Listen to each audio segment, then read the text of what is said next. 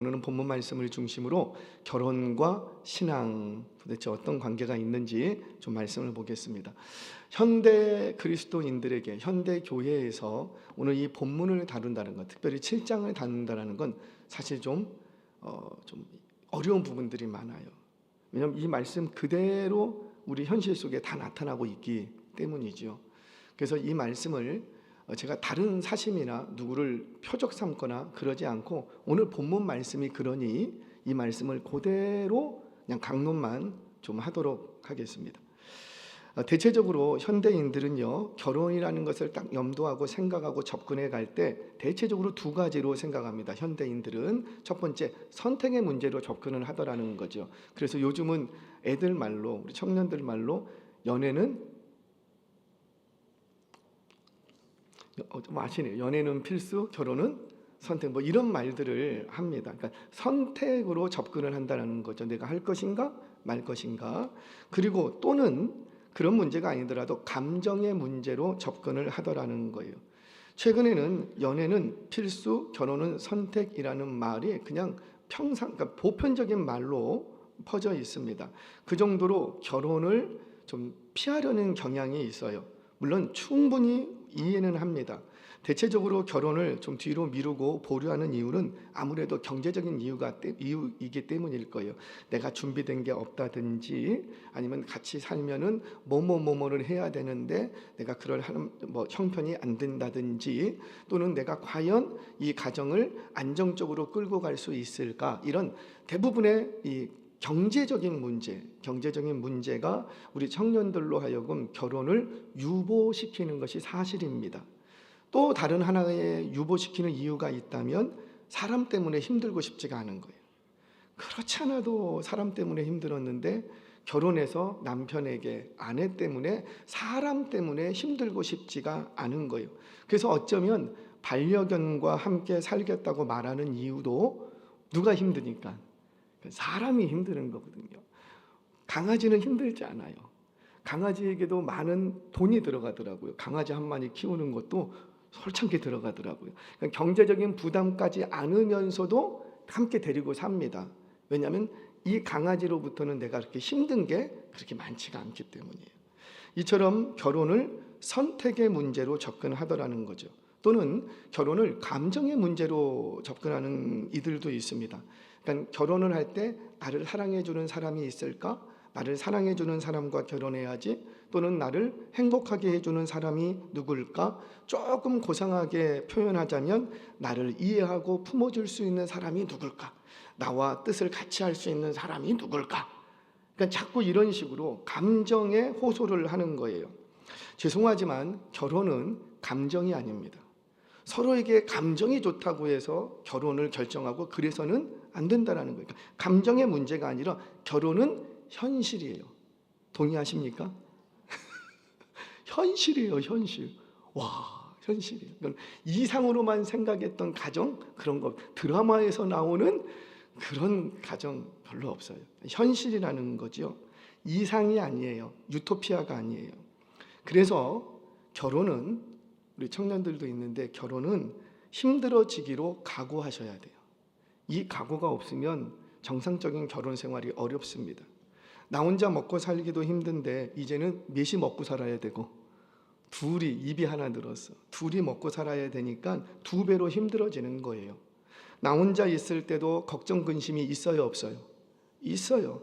그런데 이제는 결혼하면서 누구의 걱정 근심까지, 그렇죠, 배우자의 걱정 근심까지 내가 함께 해줘야 돼. 그러니까 혼자 있을 때보다 사실 걱정 근심이 두 배로 늘어나는 것도 사실입니다. 그러니 결혼을 감정으로 접근하시면 안 돼요. 사랑 좋지요. 좋지요. 사랑이 필요 없다는 건 아니에요. 좋지요. 그러나 감정으로만 접근해서는 안 된다. 자, 그렇다면 세상 사람은 그렇다 치고 우리 신자들은 결혼을 어떻게 받아들이고 어떻게 생각해야 되는가? 기억하세요. 우리 신자들은 결혼은 거룩으로 접근해야 돼요. 거룩으로. 이게 바로 신자의 결혼의 특징입니다. 거룩. 행복해지기 위해서, 사랑받기 위해서, 사랑하니까 이런 개념이 아니라 행복해지기 위해서 결혼을 결정하는 것이 아니라 결혼을 함으로써 나는 거룩해진다. 그러니까 거룩해지는 것이 결혼의 목적이 되어야 된다는 거죠. 그러니까 거룩이라는 건 뭘까요? 단순하게 제가 설명을 합니다. 거룩이라는 것은 하나님과 더 친밀해지는 거예요. 그러니까 내가 혼자서도 하나님과 친밀해질 수는 있으나 이 결혼을 통해서 더욱 하나님과 친밀해질 수 있는 거예요. 하나님을 예배하고 혼자서도 예배할 수 있는데 둘이 함께 예배하는 어떤 그런 것들, 함께 예배하고 그리고 하나님의 뜻을 알아가고 나를 변화시키고, 저 사람을 변화시키는 게 아니고 누굴 변화시키고, 나를, 저로 인하여서 나를 변화시키고 나를 향한 하나님의 뜻에 내가 맞추어 가는 훈련. 그래서 결혼을 통해서 점점 거룩하여집니다. 이거는 조금 다른 의미인데, 결혼하면 사람이 철이 든다 뭐 이런 얘기도 하지 않습니까? 어른이 되려면 뭐 결혼을 해야 된다, 애를 길러봐야 된다, 이런 세상 사람들, 우리 현자들은 이런 얘기를 했어요. 이거를 성경의 언어로 바꾸면 뭐라고 말하냐면, 결혼함으로 진짜 성숙이 있는 거예요. 결혼함으로 더욱 거룩해지는 거예요. 그래서 결혼은 너와 나 사이의 어떤 계약의 관계가 아니라 나와 하나님과의 관계, 배우자와 하나님과의 관계, 그리고 하나님과 부부와의 관계, 이 삼각관계가 균형을 잘 맞추었을 때 그 가정은 거룩한 가정이 된 거예요. 이게 바로 신자들의 결혼 생활이라고 말할 수 있습니다. 자, 그러면 우리 신자들은 맨날 거룩만 찾고 행복을 추구하면 안 되는가? 행복해지면 안 됩니까? 아니에요. 얼마든지 행복해지셔야지 돼요. 그렇게 거룩을 목적 삼고 거룩을 이루기 위해서 달려가면 어느새 행복이 쫓아오더라는 거죠. 내가 결혼을 통해서 행복을 쫓아가면 거룩과 멀어집니다. 너 당신 행복해? 난 당신이 뭐 해줄 때 행복해. 맨날 둘이서 꼼지락꼼지락 하면서 행복을 쫓아가면, 우리 둘 사이에 행복을 쫓아가면 둘은 좋을 수 있어요. 행복을 쫓아가면 뭐에서 멀어진다고요? 거룩과 멀어져요. 그런데 부부가 거룩을 쫓아가면 뭐가 따라오더라? 행복이 따라오더라. 아멘 하시기 바랍니다. 이런 거죠. 내가 정말 하나님을 찬양하고 예배하며 하나님의 이름을 높이기를 원해요. 그런데 우리의 삶이 엉덩이 붙일 집도 없고 방도 없고, 그리고 우리의 삶이 누추하고 점점 괴롭고 물질적으로 막 어렵고 그렇게 만들어지겠냐고요. 그게 아니라는 거죠. 내가 하나님과 가까워지고 하나님을 높이고 하나님의 뜻을 찾고 구하면, 거룩을 쫓아가면 어떻게 하는 것이 거룩한 것인가? 거룩을 쫓아가면, 이렇게 나는 거룩만 보고 달려왔는데 어느새 내 뒤에 뭐가 붙어 있더라고요? 행복이 쫓아와서 붙어 있더라는 겁니다. 왜 그런가? 거룩이 있는 곳에만 평화와 기쁨과 소망이 있기 때문이에요. 그래서 신자의 결혼은 행복이 절대 목적이 되면 안 되고, 나는 결혼해서 행복해질 거야, 행복해지기 위해서 결혼해야지, 행복이 결혼의 목적이 되기만 안 되고, 뭐가 결혼의 목적이 되어야 되겠다? 거룩. 그래서 거룩은 선택의 문제가 아니에요. 감정의 문제도 아니에요. 현실이에요. 저와 여러분이 거룩한 가정을 목적 삼고 이루어 가시기를 주의 이름으로 축원합니다. 우리 가정이 거룩해지면 우리 가정에 뭐가 찾아온다고요? 행복이 찾아오는 거예요. 자, 오늘 말씀은 거룩한 가정을 영위하는 데 있어서 굉장히 필요한 것이 있는데, 그게 뭔가? 오늘은 결혼이라는 주제로 여러 상황들을 바울이 구체적으로 언급을 합니다. 그 구체적으로 언급하는 상황 속에서 오늘 그 답을 좀 찾아가 보겠습니다.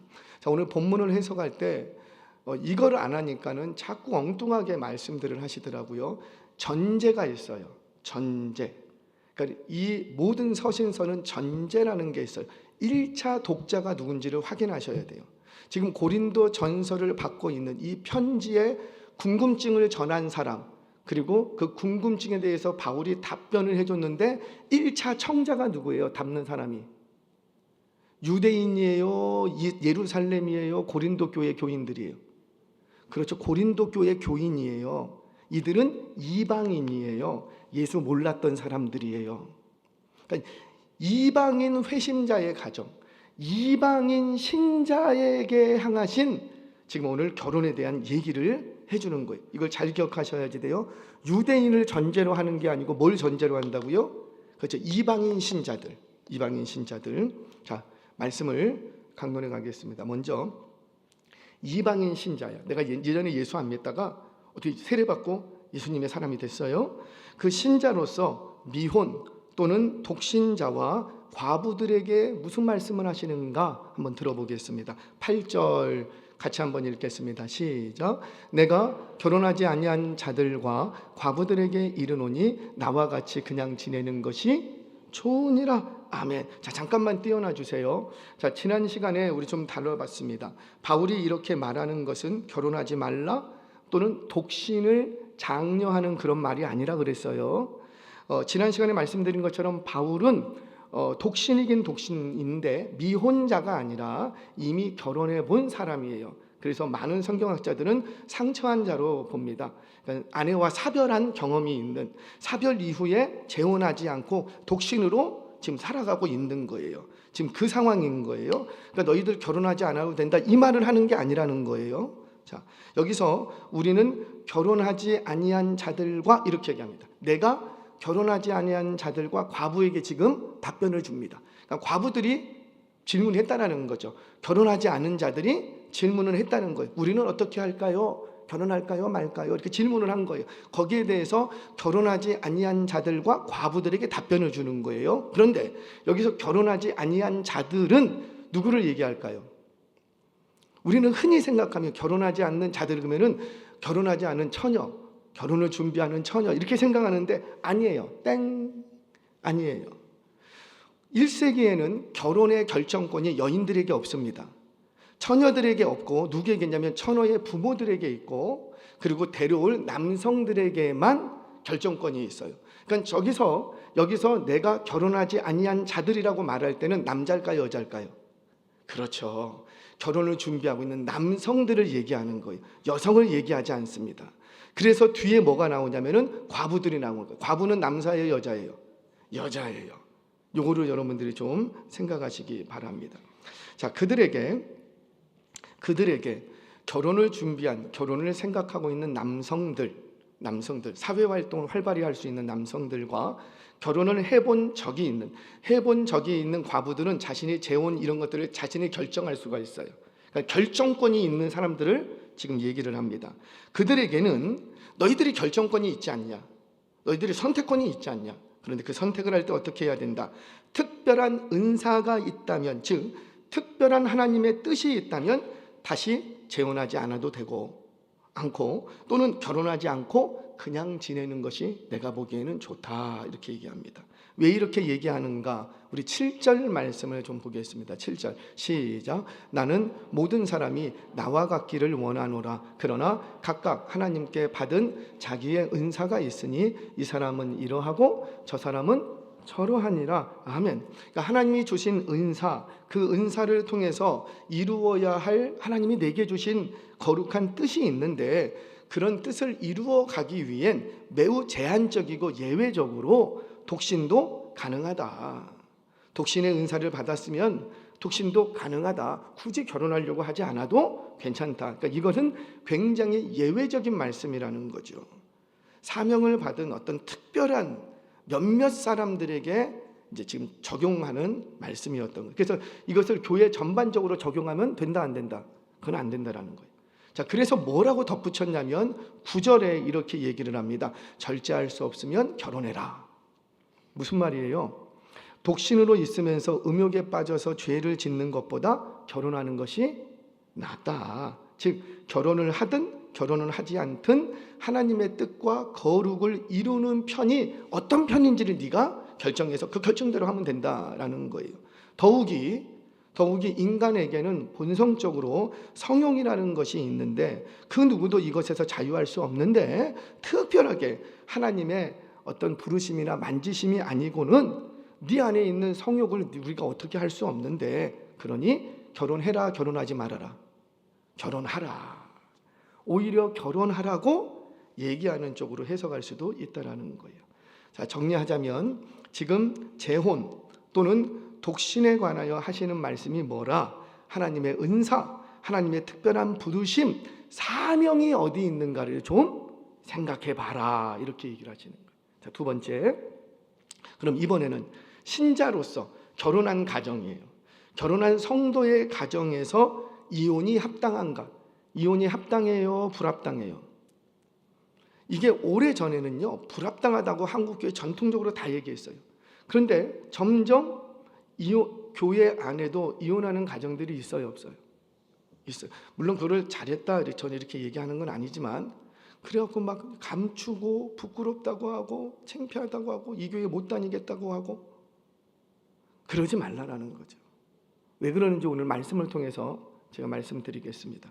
자, 신자로서 경건해야 될 성도의 가정이 갈라설 수 있겠는가라는 거예요. 우리 10절 11절 말씀 같이 읽겠습니다. 시작. 결혼한 자들에게는 내가 명하노니 명하는 자는 내가 아니요 주시라. 여자는 남편에게서 갈라서지 말고 만일 갈라섰으면 그대로 지내든지 다시 그 남편과 화합하든지 하라. 남편도 아내를 버리지 말라. 자, 여기서 명하는 자는 내가 아니요 주시라 이렇게 얘기합니다. 내가 아니요 주시라, 이 말은 곧 뭐예요? 지금 이 부분에 대해서는 답변을 내가 주기는 주는데 그 답변은 누구의 명령이라? 주님의 명령, 성경이 가르치고 있다 이 말이에요. 원론적으로 얘기한다. 여기서의 성경은 신약 성경이 없고 뭐만 있고 유대인들이 봤던 구약만 있는 거예요. 그걸 기억하셔야 돼요. 유대인들만 봤던 구약. 그 구약에서 뭐라고 말씀하시는가? 구약에서 하나님이 하시는 말씀이 뭔가 그 얘기입니다. 그거는 뭐예요? 신자로서 갈라서지 말라. 남편이 아내를 버리면 안 된다. 지금 그거는 구약이 가르치는 말씀이에요. 주님의 명령이라는 거죠. 신자로서 남편이 나를 버리기 전까지는 이혼하면 된다, 안 된다? 안 된다. 저 남편이 못마땅해도 나 당신하고 못 살아, 우리 갈라서, 이런 말 하면 된다, 안 된다? 안 된다. 농담이라도 그런 말 하시면 안 돼요. 우리 갈라서? 거기로 사단이 틈탄다고요. 말이 씨가 되기도 한다고 하지 않습니까? 툭 하면 나 당신하고 못 살아. 당신하고 못 살아. 그럼 누구랑 살려고? 더한 사람 만나. 할렐루야. 뭐 피하려다가 뭐 만나는 꼴 당할 수도 있어요. 지금 있는 남편이 내게 족한 줄로 알고 하나님이 내게 주신 배필로 인정하고 좀 못마땅해도 믿음 있는 네가 갈라서자고 말하면 안 된다라는 거죠. 한마디로 너가 먼저 이혼을 생각하거나 고려하면 된다, 안 된다? 안 된다. 그리고 남편이 또 신앙이 있는데 신자로서 아내를 버리면 된다, 안 된다? 안 된다. 아내가 좀 부족하고 못마땅해도 버리면 안 된다라는 거. 이게 성경이 구약에서 가르쳤던 하나님의 본질적인 말씀, 명령입니다. 명령. 그래서 어릴 때 얻은 아내를 버리지 말라. 신명기 말씀 계속 얘기하는 거잖아요. 계속. 자, 그런데 그렇다면 부득이하게 이혼할 경우가 있을까요, 없을까요? 이때요. 또 구체적으로 말씀은 안 하지만 부득이하게 이혼을 해야 할 경우에는 어떻게 하고, 우리 말씀을 그대로 따르면 재혼하지 말고 혼자 살든지, 아니면 어떻게 하고 다시 그 남편과 재결합하든지, 둘 중에 하나밖에 없다는 거죠. 둘 중에 하나밖에. 재혼, 삼혼 이런 거 성경에서 얘기하지 않는다라는 거예요. 그렇다고 해서 목사님 나는 재혼을 생각하고, 하실 수 있으면 하세요. 그걸 막는 건 아니에요. 그런데 성경은 뭘 얘기하냐면, 너가 신자로서 이혼을 했으면 그냥 혼자 살든지, 아니면 다시 그 남편하고 잘 얘기해서 재결합하든지 이렇게 해라. 이것이 주의 명령이다. 이렇게 얘기를 합니다. 자, 방금 전에도 말씀드렸지만 신자의 이혼에 대해서 부득이하게 이혼을 할 수 있다, 없다? 있다. 내게 죄책이 없는데 자꾸 신앙 있는 남편이 이혼을 요구하는 경우, 할 수 있는 대로 이혼하지 않는 것이 좋으나 이혼할 수도 있다라는 거죠. 그러니까 내가 요구하는 게 아니고 배우자가 강력하게 요구할 때 부득이하게 어쩔 수 없이 해야 되는 경우들이 생길 수 있는데, 그때 안 하는 게 좋으나, 참을 수 있고 버틸 수 있는 데까지 버티는 게 좋으나 이혼할 수도 있다. 다만 이혼한 이후에 어떤 처신을 할 것인가 너가 생각하라는 거죠. 어떤 처신을 할 것인가.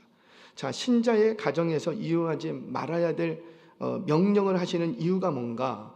결혼은 하나님의 선하신 뜻이 담겨 있다는 것을 믿으라는 거예요. 믿으라는 거예요. 분명 내 뜻과 맞지 않고 내 생각과 계획과 다르게 진행되더라도 하나님이 정하여 주신 배필로 믿고, 그를 통해서 내가 깎아놔야 될 부분이 있으면 깎아치고, 내 속으로 난 자식도 내 마음에 안 든다고요. 여러분들은 어떠세요? 나만 안 들어? 내 속으로 난 자식도 내 마음에 안 든다고요. 하물며 다른 삶을 벌써 30년, 40년 살아왔다고요. 그런데 어떻게 그게 맞는 게 신기한 거지. 맞는 게. 그러니 서로 안 맞는 그분을 나의 배우자로 두셨다라는 건 누구를 고치려고? 그렇죠? 그 사람 고치려고 하는 게 아니라 나를 고치려고. 그래서 그 배우자를 통해서 내가 깎아내야 될 부분들은 깎아내고, 끊어낼 부분들은 끊어내고, 도려낼 부분들은 도려내서 누구를 변화시키기 위하여? 나를 변화시키기 위하여 이런 남편을, 이런 아내를 내게 주셨다. 아멘이십니까? 이렇게 받아들일 수 있는 믿음이 있기를 바랍니다. 근데 이게 없으면 갈라시자는 거예요.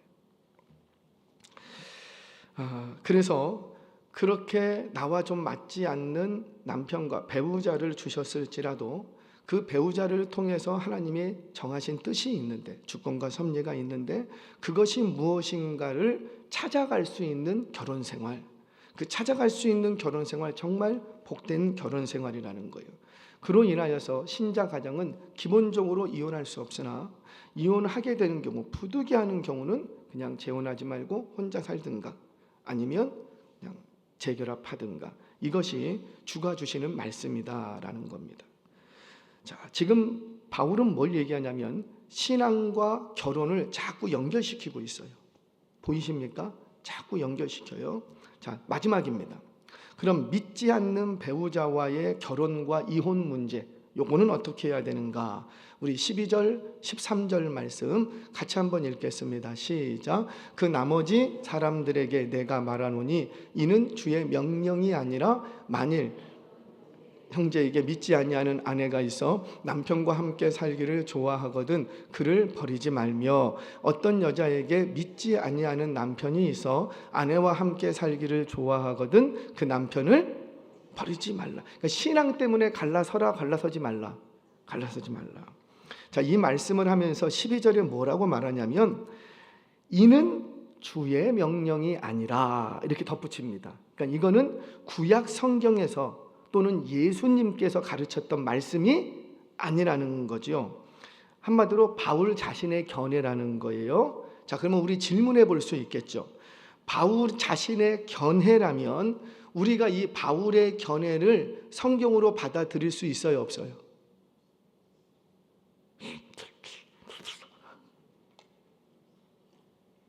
어떠세요? 자, 항상 성경의 기본 진리는 바뀐다, 안 바뀐다? 안 바뀐다. 우리의 신앙은, 물론 우리와 신앙을 조금 달리하는 교단도 있기는 해요. 장로교, 우리의 신앙은 이 성경에 기록된 66권의 말씀은 1.1에 모든 말씀은 다 누구의 말씀이다? 그렇죠, 하나님의 말씀이다. 자유주의 학파 같은 경우는 여기에 하나님의 말씀도 있다 이렇게 얘기를 했어요. 우리는 하나님의 말씀이다 라고 하는데 그들은 하나님의 말씀도 있다. 왜냐하면 욥기 같은 데 보면은 마귀가 등장합니다. 마귀가 등장해서 마귀가 막 하나님과 논쟁하는 장면이 나와요. 그럼 그건 마귀의 말이에요, 하나님의 말이에요? 하나님의 섭리 가운데 있는 거예요. 기록을 했단 말이에요. 자, 여기도 마찬가지입니다. 바울이 딱 명제를 걸죠. 이거는 주의 말씀이 아니다, 나의 견해다라고 말합니다. 그러면 견해다라고 말했으니까 우리는 이것을 하나님의 말씀으로 받아들이면 안 된다. 그러면 성경 자체가 훼손되는 거예요. 그 다음부터 우리는 뭐 하기 시작하냐면 이건 하나님의 말씀이냐 아니냐. 그래서 이 자유주의 신학자들이 성경을 난도질하기 시작했어요. 그래서 성경을 걸레로 만들어놨어요. 그리고는 그 신약의 복음서에 빨간색으로 쳐져 있는 글씨 있죠. 그 글씨 그것만 남았어요. 그래서 하나님의 말씀을 쪼가리로 만들어 버렸다고요.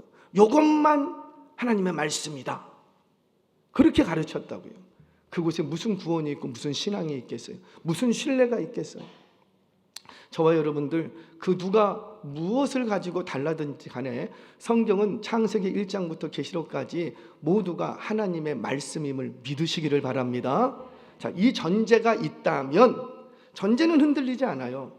전제가 분명하다면 지금 바울이 이것은 주의 명령이 아니라 나의 사견이다 라고 말을 하지만 이것 또한 누구의 말씀이다? 그렇죠. 하나님의 말씀으로 받아야 되는 거예요. 자, 제가 설명하겠습니다. 이런 걸 뭐라고 말하냐면 해석된 복음, 적용된 복음 이렇게 말할 수 있어요. 제가 그냥 말을 좀 붙여봤어요. 이해를 돕기 위해서. 해석된 복음, 복음 원소스가 있는데 그것을 그 시대에 맞게 해석해서 적용한 거예요. 이런 겁니다. 예수님께서는 이런 말씀을 하신 적이 없어요. 성경에도 기록되지 않아요. 구약 성경 어디에도 기록되지 않아요. 자, 예수님께서는 왜 이런 말씀을 안 하셨냐면 예수님께서 이 땅에 오셔서 최초의 복음을 전할 때는 그 1차 대상이 누구였어요? 그렇죠. 유대인 땅에 오셔서 유대인들이었어요. 유대인들. 그래서 수로보니게 여인이 은혜를 구할 때 예수님이 뭐라고 말씀하시냐면 나는 잃어버린 이스라엘의 잃어버린 양들에게로 보냄받았다 이렇게 얘기하십니다. 사실 이 말이 틀린 말씀이 아니에요. 그래서 예수님은 이방 땅을 어지간하면 가지 않으십니다. 두로와 시돈 땅도 딱 한 번밖에 안 가세요. 그러니까 이방 땅을 가지를 않으세요. 다 어디서만 사역을 하시고 어디서만 가르치시냐면 정말 유대인들, 그 유대인들의 경계, 그 땅을 벗어나지는 않습니다. 그러니까 예수님의 최초 복음을 수여했던 수여자들은 누구였냐면 대부분이 다 유대인들이었다는 거죠. 그러니까 유대인들에게는 이방인과 결혼할 여지가 있어요, 없어요? 없어요. 그러니까 믿지 않는 자와 결혼해서 이혼할 때는 이런 얘기를 할 필요가 있어요, 없어요? 없었다라는 거죠. 그래서 말씀을 안 하셨을 뿐이에요. 그런데 바울은 지금 누구에게 복음을 전하고 있고, 그렇죠, 유대인들이 아니라 이방인들에게 복음을 전하고 있어요. 근데 이방인 교회는 본질적으로 본래 안 믿던 가정이야. 안 믿던 가정인데 남편이 먼저 믿을 수도 있고 아내가 먼저 믿을 수가 있었던 거죠. 그러니까 가정 안에 남편은 여전히 이방 잡신을 섬기고 있고 여인이 이방인의 신분에서 예수님 만나갖고 회개하고 회심한 거예요. 그러니 그 가정 안에서 남편은 믿음이 없을 수도 있고 아내는 믿음이 있을 수도 있고 이런 상황이 보편적인 거예요. 이 상황이 이해가 되십니까? 예수님이 최초 복음을 전할 때 보편적인 상황은 이방인과 결혼하지 일이 없어 안 믿는 자와는 다 믿는 자들이야.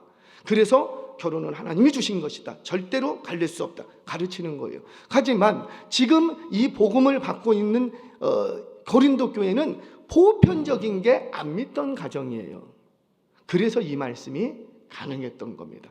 그래서 해석된 복음, 예수님이 말씀을 안 하셨을 뿐이지 예수님 안에는 이 말씀도 다 있는데 바울은 성령의 감동을 받아 그 말씀을 끄집어내서 성경에 기록했을 뿐이라는 거예요. 그래서 우리는 바울이 전한 이 말씀도 누구의 말씀으로 받고, 그렇죠, 하나님의 말씀으로 받는 거예요.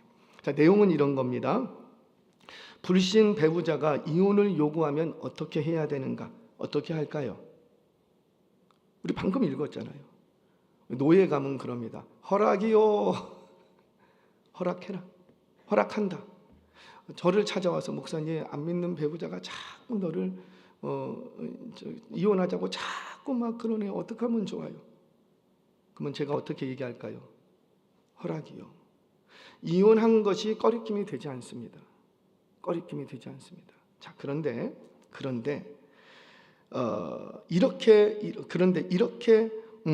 이런데 꺼리낄 거는 없다. 그러나 그래도 할 수 있는 대로 이혼하면 된다, 안 된다?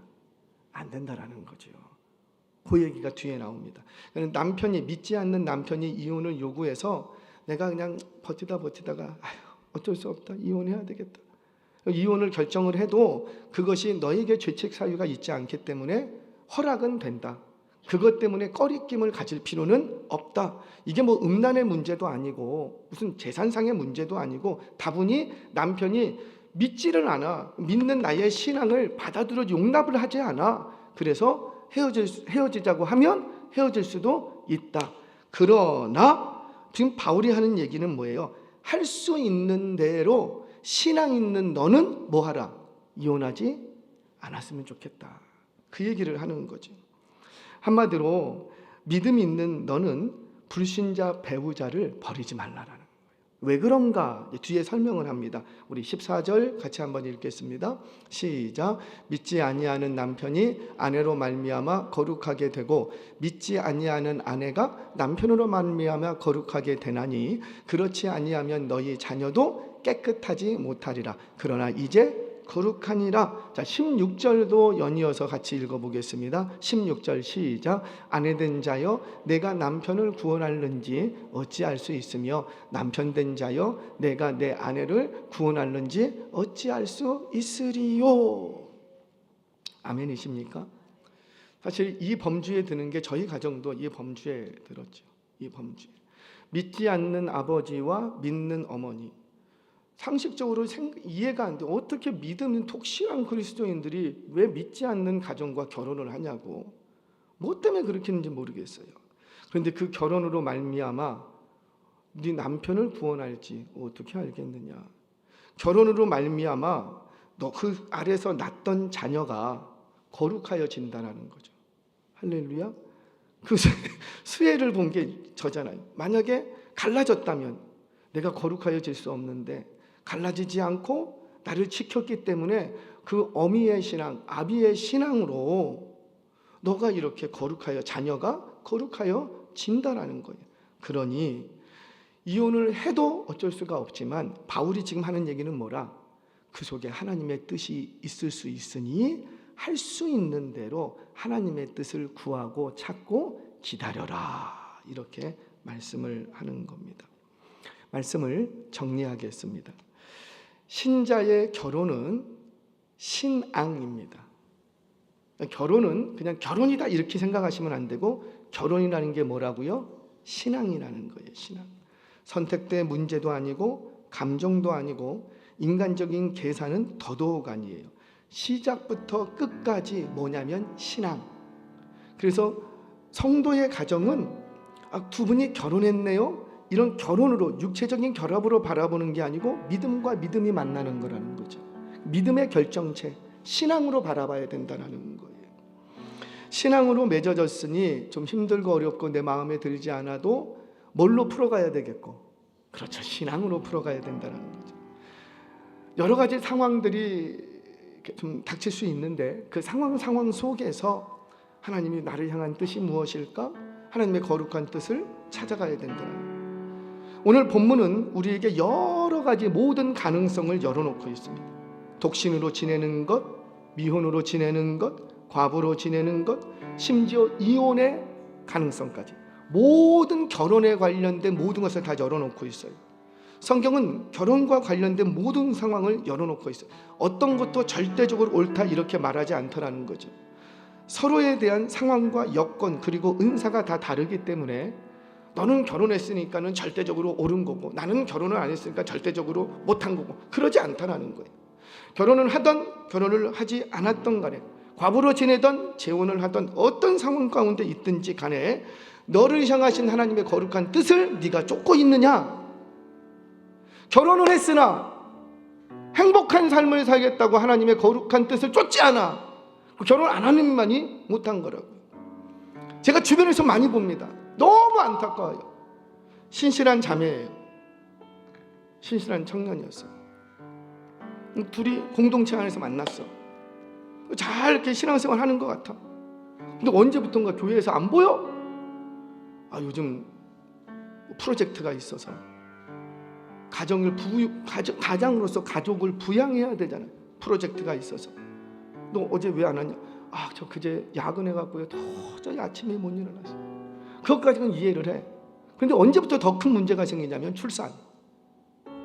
출산을 딱 하고 하면 육아에 딱 들어갑니다. 그러더니만 신앙했던 이 아이들이 점점 교회로부터 등을 지더라고요. 그리고는 육아 다 하고 나서요. 그게 아주 늘상적인, 그러니까 보편적인 말이 된 거죠. 우리 기성세대도 그 교회도 보편적으로 막 받아들이는 거예요. 죄송해요. 그거 옳지 못해요. 육아가 의미 없는 것은 아니라 굉장히 중요한 건 맞지만 누구보다 앞설 수 없다. 신앙보다 앞설 수 없다. 그러니까 결혼이라는 것을 뭘로 봐야 되냐면 신앙으로 봐야 돼요. 제가 너무 칭찬하고 싶은 목사님이 계세요. 한번 모시고 싶은데 개척을 했어요. 근데 이분은 개척을 하면서 안산에다 개척을 했어요. 상가 한 칸을 개척을 하면서 이분은 뭘 생각했냐면 육아하는 떠난 그리스도인들을 다시 불러 모으자. 이게 그분의 목회의 방향이었어요. 그래서 본당 안에 의자가 없어. 마룻바닥으로 해놨어요. 왜? 누구를 위해서? 애기 엄마들, 지구인. 육아 집에서만 하지 말고 어디서 해라? 교회에서. 그렇게 해갖고 육아하는 다 모았어. 근데 또 모여? 이게 무슨 말이냐면은 육아하는 청년들도 갈증이 있다라는 거죠. 갈망이 있다라는 거죠. 그럼 모여들어요. 그러다 보니까 연세 있으신 분들은 그 교회를 못 다녀. 허리 아파 죽겠는데 여기는 의자를 안 줘. 맨바닥에 앉아야 돼. 그래서 어르신들이 오셨다가도 그냥 떠나가고 해요. 그를 감수한 거예요. 그렇게 한 8년 9년 됐나? 지금 한 200명이 넘는 공동체인데 세상에 예배를 드리는데 뭐 애들이 이렇게 기어다녀요. 안고 있고 서서 애기 안고 막 예배 드리고. 세상에 찬양 인도자가 앞에 애기를 안고 찬양 인도를 하고 있고, 헌금위원이 아기를 앞치마해 갖고 헌금위원으로 활동을 하고 있는 거예요. 신세계야, 신세계. 나 그런 그 예배 처음 봤어요. 처음. 얼마나 도전이 되고 얼마나 제 마음에 찔림이 있는지. 사랑하는 여러분, 여러분들의 자녀들의 결혼을 어떤 시각으로 보시겠습니까? 신앙으로 바라보시기 바랍니다. 그들의 행복을 우리가 만들어주는 것이 아니라 그들이 거룩한 길을 갈 수 있도록 도와주라는 거예요. 결혼을 하지 못한 형제자매를 향해서 이상한 눈초리로 보지 마죠. 오직 설문조사를 하면은요, 미혼자들은 교회 안에서 있을 수가 없답니다. 한국 교회 안에. 미혼자들이 신앙은 있으나 결혼의 때를 놓쳐버리면 교회 안에 있기가 좀 애매하대요. 청년부에 속하기도 뭐하고, 그렇다고 장년부에 가기도 뭐하고, 봉사하는데도 좀 그렇고. 왜? 한국 정서상 우리 한국에서 뭘 가르치냐면 결혼은 하나님의 뜻이라고, 마치 결혼 안 하면 무슨 악마의 자식인 줄 그렇게 막 가르쳐 나갔고, 교회 안에서 결혼을 안 하면 저 이상한 애 아니야? 그렇게 본대요. 그렇게. 아니, 우리가 그렇게 안 봐도 본인 스스로가 그렇게 느낀답니다. 그러면 교회는 어떻게 해야 될까요? 안 느끼도록 해줘야 된다는 거죠. 우리가 아니라는 것을 알려줄 필요가 있다는 거예요. 그래서 이 삐뚤어진 시선으로 보서는 안 되는 거예요. 이혼한 분들 얼마나 많이 계시는데요. 그거 분명히 자랑할 것은 못 된다고 해도 그렇게 수치스럽게 생각해야 되겠습니까? 물론 자신에게 죄책이 있다면, 음란의 문제고 자신에게 죄책이 있다면 평생 회개하면서 사셔야지 돼요. 그러나 나에게 죄책이 없다면 신앙 안에서 그걸 풀어가야죠. 그리고 그를 다시 회복시켜주고 치유시켜줄 곳은 어디밖에 없어요? 교회, 공동체. 이혼하신 분들 오셔야죠. 독신으로 계신 분들 오셔야죠. 버림받은 오셔야죠. 그래서 이곳에서 다시 회복되고 치유되고. 싱글, 미혼 남녀 오셔야죠. 여기 와야 또 좋은 배우자를 만날 줄 누가 알겠습니까? 나는 비혼주의자입니다. 괜찮아요. 오세요. 그 말씀 듣고 변화될지 누가 합니까? 결혼에 대한 시각을 자꾸 세상적인 안목으로만 보지 마시고 신앙의 눈, 거룩의 눈, 하나님의 뜻이 어디 있는지를 살펴줄 수 있는 저와 여러분 되시기를 바랍니다. 이 시각과 신앙을 가지시고 여러분들에게 허락하신 결혼과 가정을 하나님의 거룩한 뜻을 이루어가는 터전으로 만들어 가시길 주의 이름으로 축원합니다.